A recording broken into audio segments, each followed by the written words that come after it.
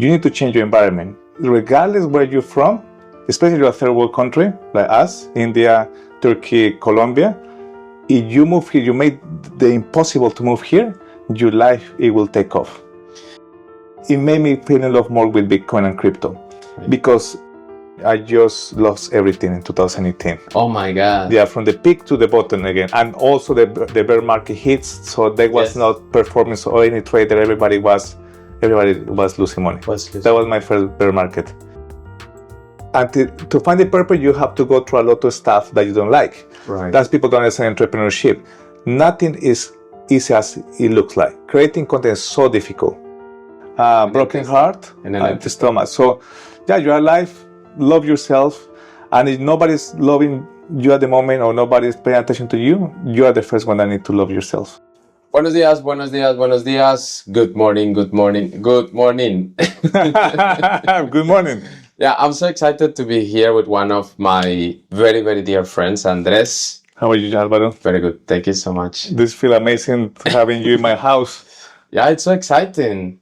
How is this idea of coming to Dubai? How did this take shape? Well, it was 2 years ago. I was in a conference in Abu Dhabi, and I got this award here. It's called the Middle East Blockchain Association, and then they gave me that, and then part of that was the golden visa for content creation. Oh, wow. So I got a visa 2 years ago, and then I start to plan how to move because, move to Dubai is challenging from everybody, but especially when you have kids, it's more challenging. So I will get to there how it took me 2 years to tell my wife to move, to the kids to convince them. Right. And also I have to make sure I have enough to live here. You know how it's UAE, right. You need to have enough. Yeah. More than enough. But is it worth it? It's worth it, yeah. Yeah. What do you think so far? What's the thing that makes you happier about being here? It's the environment. I like to be safe. I like entrepreneurs around me. And then you have a lot of people that inspire you. I believe in manifestation. I believe in law of attraction. I believe in all of that. I live in mindset. But if you, for example, live in Colombia and you're making $100,000 a year and you live in a normal neighborhood, nobody's going to push you because people are going to think, you make already, you're making good money, you are wealthy already, and you don't have anybody to push you around to become better version, right? Mm-hmm. So I think that when people move to UAE, the environment change and you become a better version. It sounds like this, it sounds crazy, but it's become a better version of yourself. You need to change your environment. Regardless where you're from, especially a third world country like us, India, Turkey, Colombia, if you move here, you make the impossible to move here, your life, it will take off. This is super interesting. And with this introduction, I would like now to officially tell you a bit more about Andres.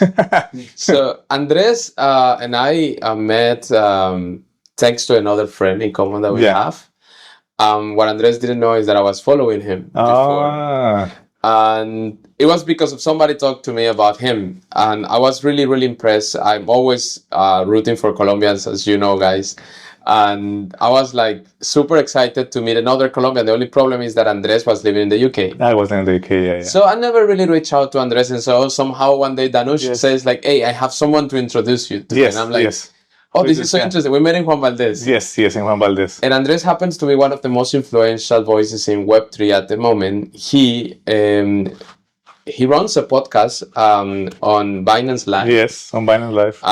That has won awards, and he as an influencer as well has been like winning awards, being recognized for what he does. And only this year, Entrepreneur Magazine Middle East as well named him as one of the top 100 voices in the region. That's crazy, insane. Yes. So Andres, besides being a great person, Colombian, which makes him 10 times better, and and a great professional, it's also someone who is dedicated to tell stories of the people, about the companies, about the technology in Web3. Mm-hmm. And you kind of like make people understand in a more simple way what Web3 is. How has that journey been? Why did you start doing this? Well, that's a good question. So I'm computer engineer by profession, and then about in 2016, I read about Bitcoin paper, the white paper, peer-to-peer transactions, how Bitcoin was going to solve this issue of the people that don't have banks, because believe it or not, people, not everybody in the world has bank Right. access to bank, especially in Colombia. You know, if you come from a small town from the Andes, my grandma, she didn't have access to banks. I remember when I used to visit her, they used to use chance to A chance, chance, yes. yeah, and they used to send they used to use telecom to send money between each other. It was crazy. So then I read the white paper of Bitcoin, and then I learned about this solution called M-PESA in Africa, In Kenya. in Kenya. And then in Kenya, they were using SMS to pay for electricity in small parts. So it was crazy. I saw this video. I saw this family, they're really poor. They didn't have bank, but they used to work for 1 hour, go to the convenience store, like a really like a hut, you know, Yeah. like it wasn't a proper shop, but they have the top up for the SMS, they top up the electricity, they give the cash, and they send SMS and they top it up the electricity. I said, wow. So that hit my head. I said, wow, this is good for everybody, for especially for people like us from minority from Colombia. And then I started to read the white paper, and I believe I fell in love with the idea of Bitcoin at the beginning. And then I read a book called Digital Gold by Nathaniel Popper. Yes. By the way, I don't have any books here because I have my Kindle, but I probably will start to put the books that I read. So Digital Gold by Nathaniel Popper is the untold story of Bitcoin. That book, it made me fall in love more with Bitcoin and crypto. Right. Because you know Harry Potter. Yes. You know Twilight, you know Lord of the Rings. It's a storytelling, those books. You become in love with the storytelling. So Digital Gold tells you the story from a philosophical point of view, from a narrative view of how Bitcoin was created. From the beginning, how Satoshi Nakamoto got people sending emails and opening a Reddit community to try his crazy idea of Bitcoin. So he built a community just sending emails. Imagine that.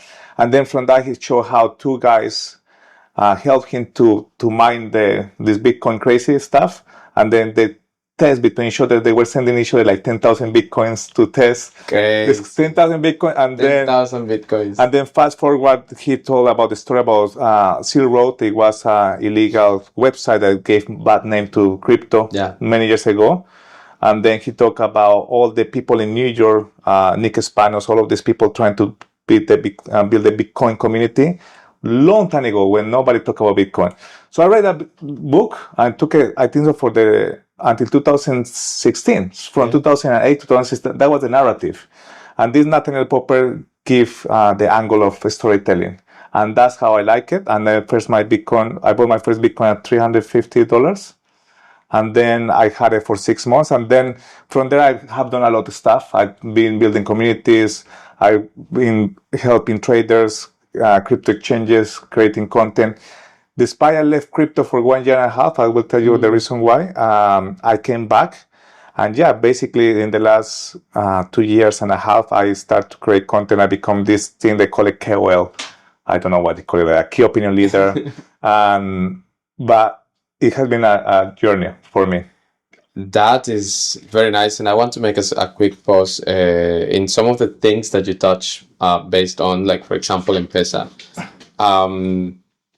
Well, particularly M-PESA, that is, which is a solution that is very dear to my heart. We worked with them in Kenya when I was living. You've been there. in Kenya, yeah? Yeah, I was living in Kenya for 18 months.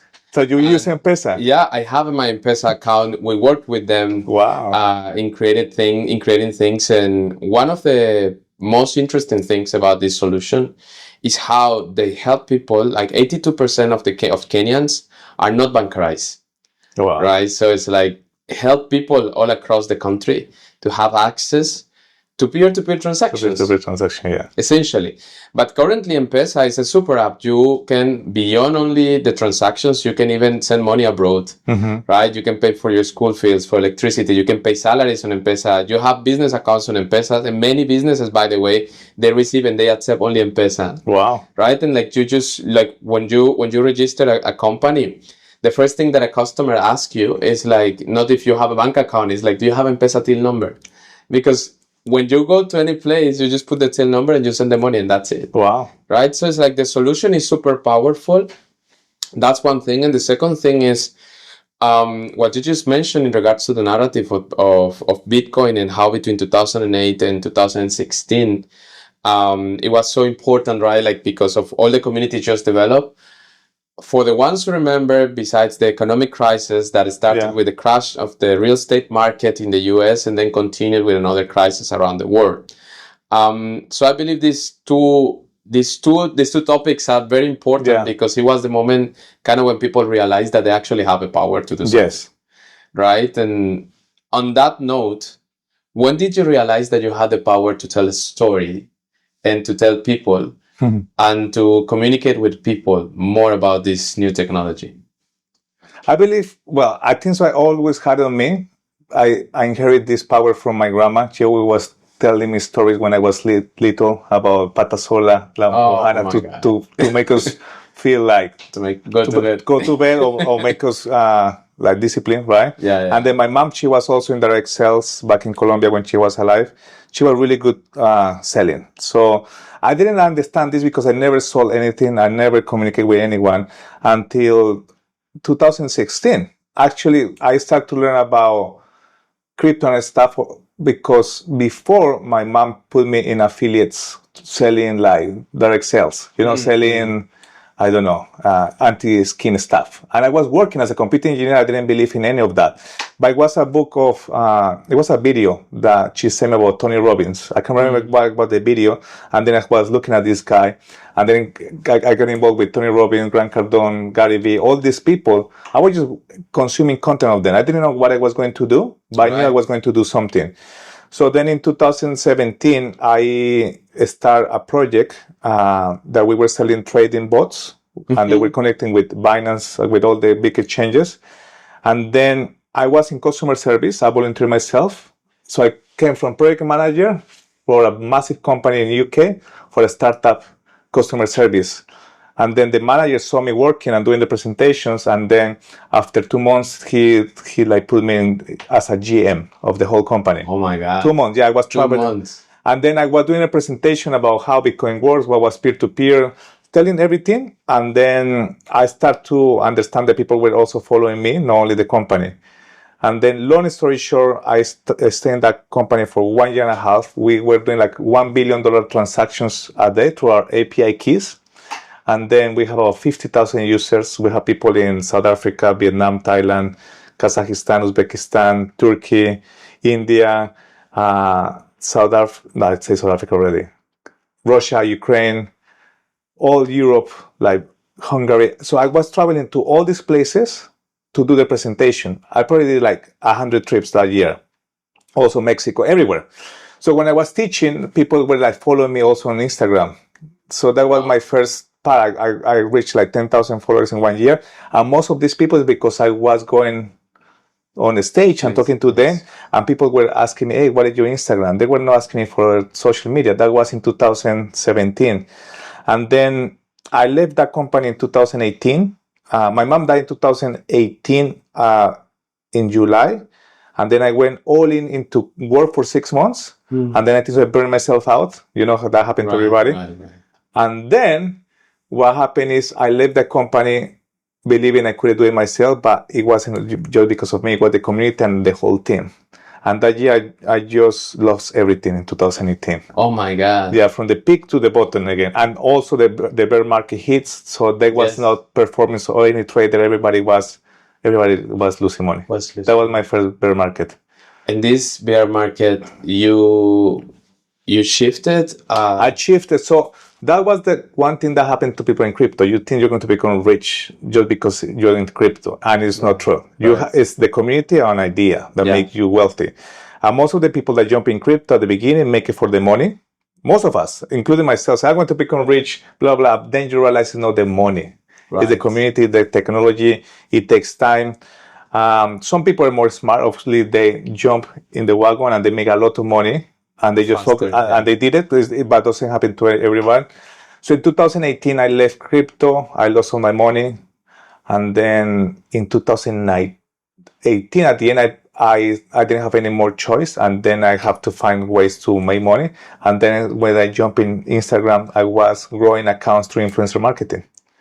Oh, okay. So Okay. I had 10,000 followers. I met this guy in America. I was seeing him how he was growing accounts. I said, how do you do this, bro? He said, let me teach you. I only have 6,000 pounds left in my American Express. I didn't have more money. I sent it to him. And then overnight, he grew my account from 10,000 to 60,000 followers. Wow. And I say, how you do this? I can say now publicly how we did it because it used to work really well before. But it was through influencer marketing campaigns. So you pay an influencer that have millions of followers to Right. give you a shout out. Hey, go and follow all these people, and you will win an iPhone or a car. Right. So back then, I saw the list, and the biggest entrepreneurs, I won't mention them out of respect, the biggest entrepreneurs, people with 5, 10 million, 20 million followers on YouTube and Instagram, they were doing this. How on earth they're doing this? And if they're already big. And Alex, my friend, introduced me to this. He said, Andres, everybody doing it, everybody growing regardless. And that's how we're doing it. I said, okay, how can I carry on doing it? I said, yes. So all my friends from crypto and from the last 2 years saw me growing. I said, Andres, I want to grow my account. How you did it? Doing that. And I did like $1 million in sales in the first 6 months. Okay. Growing the accounts. It was insane. And then we ended up creating this company in Colombia. And then we did about more than 1,000 giveaways. We grew about more than 1,000 accounts to more than 1 million followers. And we have probably more than 5,000 entrepreneurs. Great. Obviously, we cannot tell who they are. Right. But that's what I did for 1 year and a half. So I was growing accounts, and then people were starting to ask me. I remember I was in a little cottage. I couldn't do content. I didn't have... Right. Hey, now I have the follower, what can I do next? I say, okay, you need to change the bio, you need to change the structure of your content, you need to have a call to action. So I start to do tailor-made consultancy for entrepreneurs for personal brand. Oh, wow. So I was doing that. I did that for 1 year, 2019 at the end, 2020, the whole Corona, I did that from home. And then I was doing Clubhouse as well. So we grew this community to 150,000 users, only Clubhouse 8 hours. Yeah. I met a lot of people in crypto there back then. In Clubhouse, Clubhouse. And then everybody was talking about NFTs. And then I started to help people with NFTs personal brand. Yes. And then in 2022, at the end of 2021, my good friend, Tomas, he called me again and he said, Andres, I have this thing I need help with. It's this blockchain gaming. Can you help me with? So I help you. So I went to Las Vegas at the end of December, and then I saw again all this NFT community. It wasn't about crypto, it wasn't about trading, it was about gaming. So this is different. Yes. And from there, Binance called me, said, Andres, I seen you're creating content. Can you create content for us? I said, okay, whatever, create content for you. Why not? I didn't know. I said, you are an influencer. I know I'm just doing this because it's my business. And then from there, my career in the space of 6 months as a KOL took off from April. I just started as a KOL. I ended up speaking on a stage in Paris in front of 5,000 people, alongside CC, the co-founder and ex-CEO of Binance, after 5 months. It's crazy, yeah.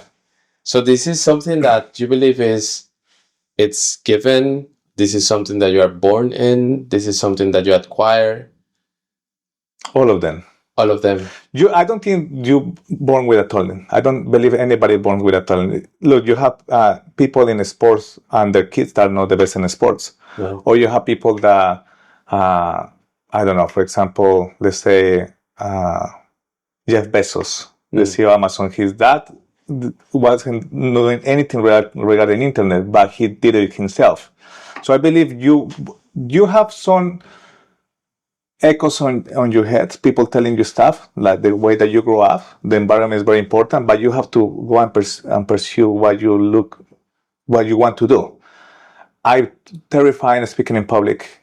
Still, when I speak in public, I still feeling like anxious. And you ask everybody, even if they are performers, they're still anxious about it. But I think so once you get the grip, then you don't overthink too much. I think so overthinking is what it kills everybody. Right. Talent. What do you think as an entrepreneur that is that one thing that we all need to learn in order to be the best version of ourselves? I think so.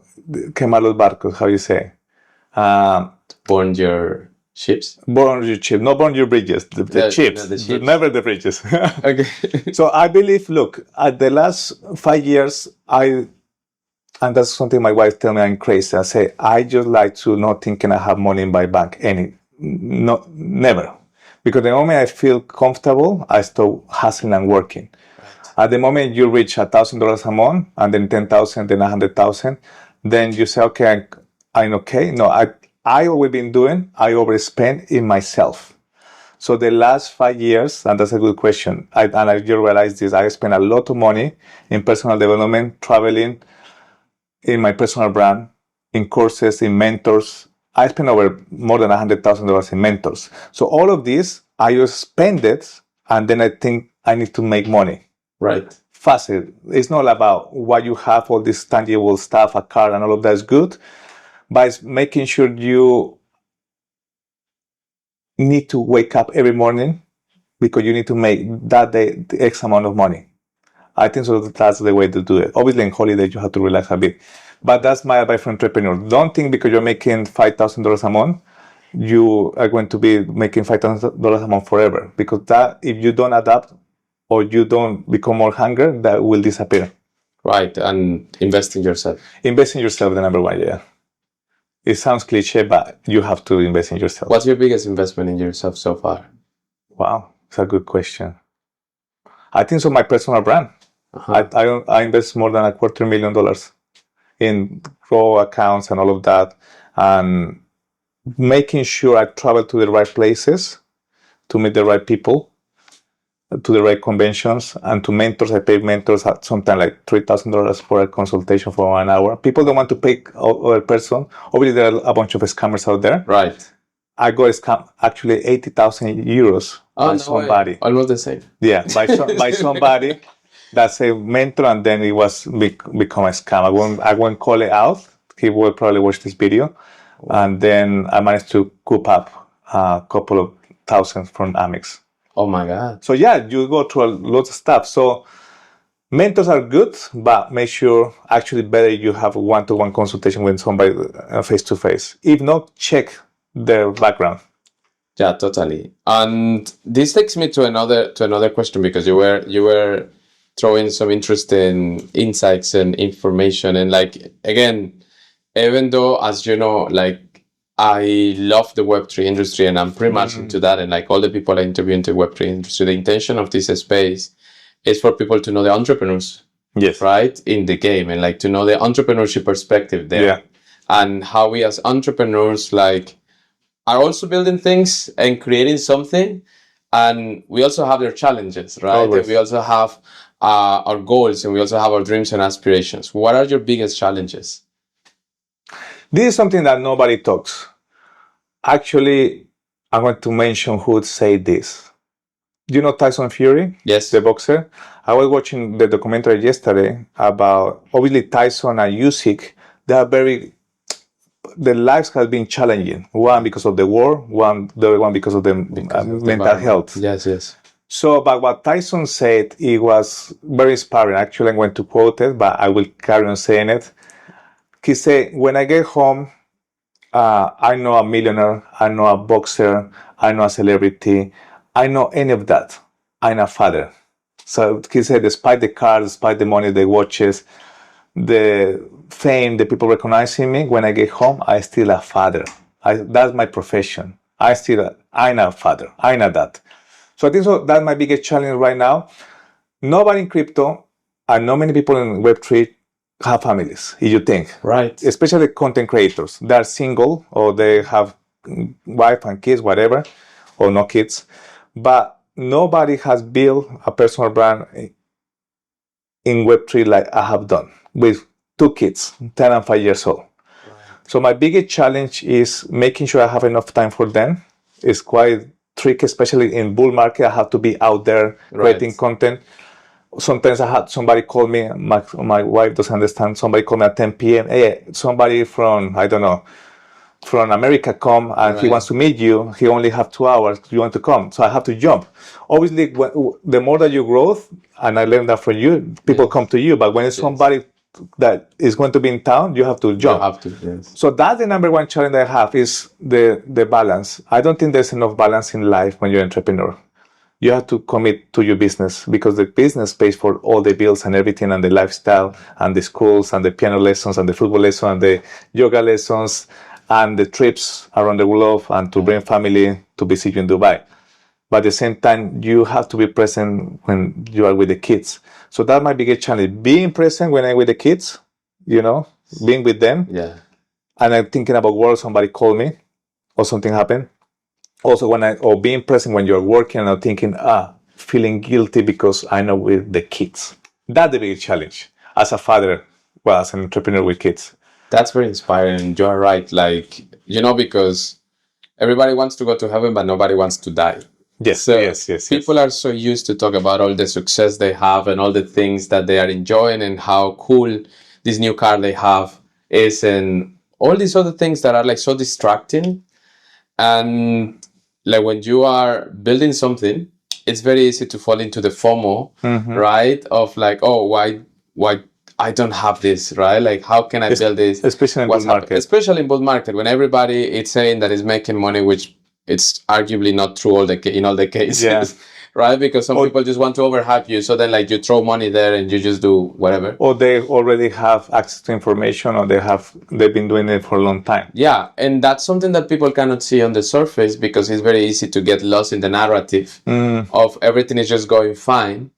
And you actually don't learn what are the biggest lessons these people learn to be there where they are, right? So what's the biggest lesson you've learned so far that took you from that place where you were probably feeling, oh my God, I want to do something, I need to do something, I don't have enough at the moment, what can I do? To now you're thinking, I'm not thinking in how much I have in the account, I just need to keep going. I need to keep going. How I switch? Yes. I think so. Seeing case of studies of people. Okay, there's two topics. One, people I seen it that make it financial, they grow really fast, and then sometimes you think how this person they don't have you think they don't have the talent, or maybe I can do it better than them. Everybody have this inside them. Right. They see somebody, I can do better than this person. If he make it, I make it. Why not? Yes. I've seen also kids, for example, kids are making, this is obviously not financial advice or research, but I've seen kids 13, 14, 15 years old making a lot of money flipping memes. Right. It's crazy. Yeah. I say, how they do it? Okay, but they don't have anything to lose. They are kids in the middle of nowhere. If they lose their money, their parents will. Yeah, it's true. So, but then I also see people with purpose. And then I read a lot of books of biographies of, for example, Jeff Bezos, Elon Musk, Phil Knight, the founder of Nike or Nike.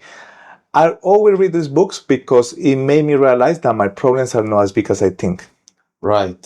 So when I read the books and the challenge they have in their lives, I said, wow, I need to carry on. So that's when I understand, okay, from not making money to make money, but then carry on, I believe is purpose. And to find the purpose, you have to go through a lot of stuff that you don't like. Right. That's people don't understand entrepreneurship. Nothing is easy as it looks like. Creating content is so difficult. Right. Then being the public eye is so difficult. You get haters, you get people basically throwing a stone at you. Yeah. To go into trading is difficult as well. You have to do a mindset, you lose money one day. To be focused, yeah. Any profession in the world is not easy as it looks like. But once you try everything and you start to become better at one specific thing, that's when you start to understand how to find the purpose. You won't find a purpose. You're looking at the sky and say, I want to be an architect and that's my purpose. Maybe when you become an architect, you want to switch and become a doctor. Or a dancer. So yeah, purpose is too difficult to find. And it takes time to find that. And I think when you find a purpose, then your purpose evolve all the time.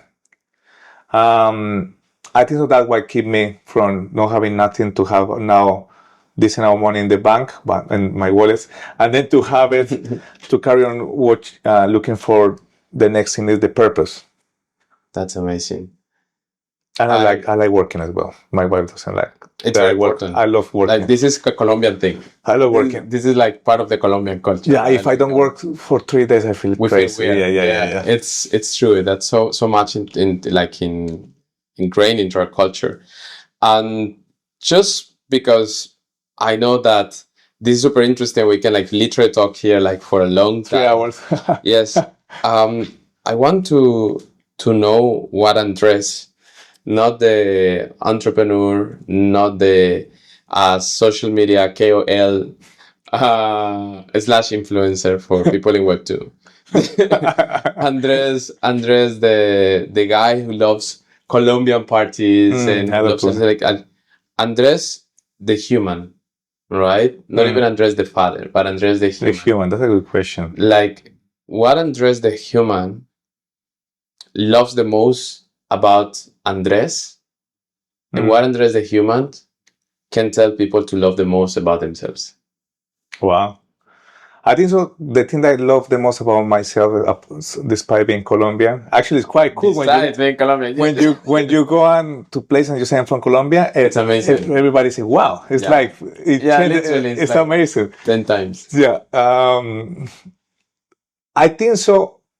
I like about myself is when I speak to people like you or like anybody else, people feel automatically like happy. Something that I learned from my mom, rest in peace, she always was giving compliments to people about hair or the clothes or the smile or the energy. So I think that I like the stuff about myself. I like to give compliments to people. I know that some people feel weird when I say, "Hey, I like your earrings. I like your jumper. I like your hair, how it looks. Hey, I like your accent. Yeah. Oh, I like the way that you walk." All of these details, people like it. Yeah. So I think so. I like that about people like that about me, but I made them feel good. And then the other question is how I made people. What can you tell people to love about themselves? What is that one thing that as a human we should love about ourselves? That we are alive, that we are healthy.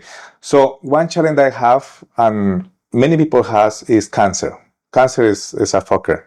So when my mom was dying, and she became this beautiful woman, lady, to this little person, is actually she shrunk because her spinal cord got all the cancer. And I used to carry her to the toilet, and she was like 35 kilos. It was insane.